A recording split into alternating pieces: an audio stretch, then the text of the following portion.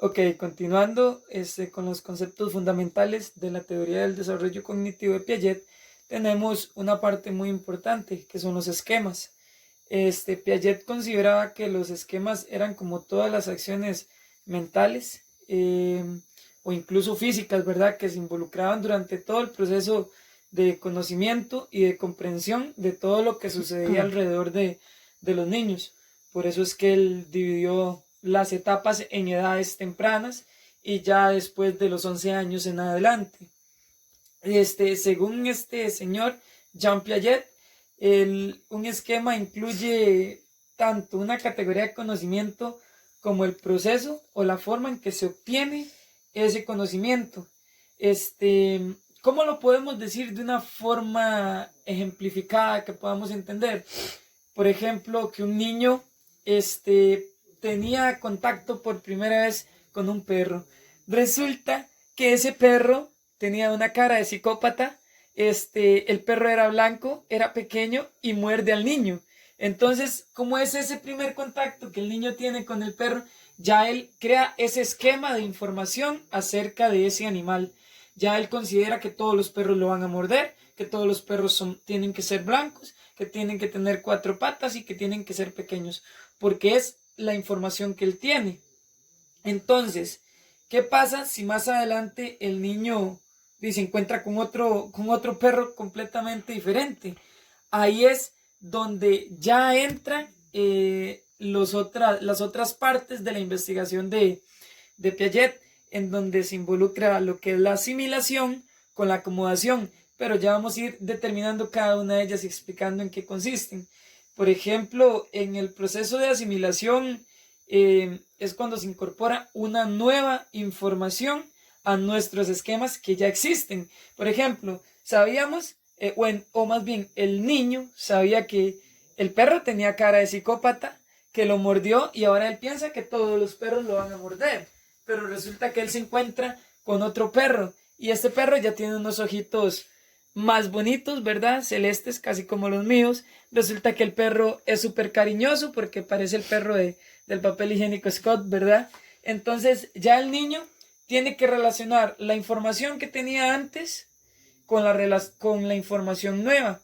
Él tiene que asimilar que no todos los perros son iguales, que no todos los perros son bravos ni que tienen el mismo color, sino que hay otro tipo de perros. Y así sucesivamente va a continuar hasta él saber que hay muchas razas de perros y que no todos le van a causar un daño. Luego viene lo que es el proceso de acomodación, ¿verdad? Como vemos en la filmina, es como un ciclo, es un proceso continuo donde se asimila la información, pero hay que adaptarla al esquema. Asimilarla es ver que hay cosas diferentes y adaptarla, la acomodación, perdón, es adaptarla al esquema que ya asimiló que existe algo más. Y a esa etapa o a ese proceso se le conoce como equilibrio, el momento donde se une la asimilación con la acomodación en un solo esquema, y ya el niño queda con ese criterio formado. A eso Piaget lo consideró como un equilibrio, porque esto ayuda a explicar cómo los niños pueden pasar de una etapa del pensamiento al siguiente. Entonces estos 3 puntos, o más bien 4 puntos, son sumamente importantes en la teoría de Piaget, porque iniciamos con los esquemas, que es la información que ya el niño tiene. Continuamos con el proceso de asimilación, luego el niño tiene que acomodar esa información dentro del esquema y así va a crear un equilibrio con la información que él obtuvo. Entonces ya él va a poder madurar con respecto a ese tema y continuar con otra etapa. Así es el proceso de aprendizaje y de conocimiento que tienen los niños. Y ya para ir finalizando, los aportes que Jean Piaget ha dado a la educación, ¿verdad? A pesar de que Piaget no hizo sus investigaciones con fines pedagógicos, ha sido de mucha ayuda, digamos, para la educación, porque, por ejemplo, en el Reino Unido, se realizó una investigación y se implementaron medidas a través de la investigación que había hecho Piaget. Entonces, de hecho, tiene un nombre esa investigación, se llama el informe Plowden. fue en el año 1967 y vieron que sí daba resultados muy positivos porque los implementaron lógicamente en una primaria. Y esto a nosotros como futuros docentes también nos puede ayudar conociendo cómo se desarrollan los niños. Y entonces, según Piaget, la asimilación y la acomodación, que lo habíamos visto anteriormente, ¿verdad? Eso se incorpora al día de hoy en la educación, por ejemplo, en que se considera que el niño debe ser un aprendiz activo, no pasivo. ¿Qué es pasivo? Una persona que simplemente, un niño que llega a la escuela, se sienta y el maestro o el docente enseña. O nada más da materia, se vuelve algo muy teórico, sino que más bien Piaget lo que busca es que el niño sea activo.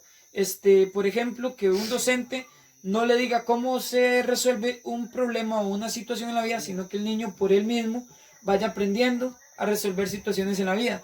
Aquí ponemos como ejemplo un caso que la profesora siempre nos dice, que, qué sé yo, se pone a elegir al niño en una guardería, por ejemplo, que si que quiere ir a jugar con las pelotas de fútbol o ir a jugar con los carritos. Ya él crea como un conflicto en su mente y él tiene que aprender a solucionarlo, tiene que tomar sus propias decisiones. Entonces esto lo que nos motiva a nosotros como docentes es a concentrarnos en un proceso de aprendizaje más que en el producto final, ¿verdad? Que el niño tenga que aprender a resolver sus situaciones y no tanto en que le enseñen a cómo resolverlas, sino que él por sí mismo las pueda descubrir solos y que también participen de forma cooperativa para que puedan resolver las situaciones tanto docentes como estudiantes. Eso sería de nuestra parte, les agradecemos mucho su atención y esperamos vernos pronto. Muchas gracias.